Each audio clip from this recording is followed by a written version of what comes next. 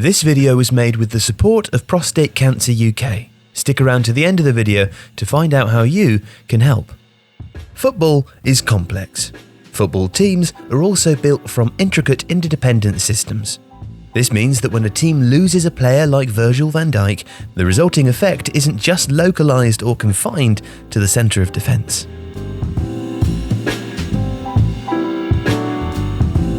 So first and foremost, Van Dijk is a world-class defender. His aerial ability, positioning and recovery speed not only protects Liverpool's goal, but also allows them to play a high defensive line. This means that they can defend forwards, pushing up to win the ball, rather than defending backwards by retreating to their own goal. And of course, this is much easier when Van Dijk is in the team. But it also has a knock-on effect. Liverpool's overall high line means that they can press closer to the opposition goal, another crucial element of their game. And Van Dijk also has an influence on transitional phases and attacking play, firstly with his passing. Liverpool play a lot of long balls, and a lot of those long balls come from Van Dijk. Now that makes sense.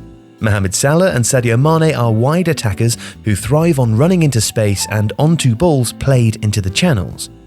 These can come from higher up the pitch, a Roberto Firmino through pass or a switch of play from a fullback, but many come directly from Van Dijk. They may not lead directly to a goal-scoring opportunity, but they do transition Liverpool high up the pitch and sometimes create either one-on-one situations with isolated defenders, or if possession is turned over, a chance for a counter-press. Another part of Van Dijk's role is to provide cover for his outside fullback, usually Trent Alexander-Arnold, who is able to push higher. The loss of Van Dijk has not only reduced that security, but it's also forced the displacement of other players. When Jordan Henderson or Fabinho are needed to play at centre-back, one of the two midfielders adept at providing further cover is also missing. Henderson especially creates a clever shield on the right, as well as pushing up to offer an inside passing option for Alexander-Arnold. If Henderson is playing in defence, or the centre-back behind Henderson is less reliable, Liverpool are without that facility. If Henderson and Fabinho are playing at centre-back, Liverpool need to rethink their defensive structure in midfield, and this can limit the ability of the fullbacks to push forward. As a pair, Alexander-Arnold and Robertson are very aggressive, but they also work in harmony with one another, and in a rhythm that has been developed over several years. Any change to the defensive or midfield chemistry disrupts that, causing hesitations, changes in position, and ultimately less efficiency. Looking at Liverpool's average positions, we can see how this effect manifests. Against Arsenal, before the Van Dijk injury in a 3-1 win, the average setup was exactly as expected. A high line, fullbacks pushing up quite a bit, wingers tucking inside, and a tight midfield screen, with a right-sided central midfielder slightly more advanced to support Alexander-Arnold. Against Newcastle, Burnley and Manchester United in recent league fixtures though, the shape of the team has been dramatically different. It's less compact, less structured, and there are gaps, especially in central midfield. Liverpool are trying to force transitions through the middle of the pitch rather than going wide or over the top. Thiago wants to play these passes from higher positions than Van Dijk would, and more centrally than Alexander-Arnold. Players are therefore pushed forwards, creating less space and meaning that Salah and Mane can't as easily run onto long balls or angled crosses from deeper positions. As a result, Firmino has become the dominant shooter by volume and is less able to drop off to link play as well. Now this creates twin problems, each of which is a major factor in Liverpool's low scoring. Firmino is a less adept finisher, but his ability to create chances for Mane and Salah has also been inhibited.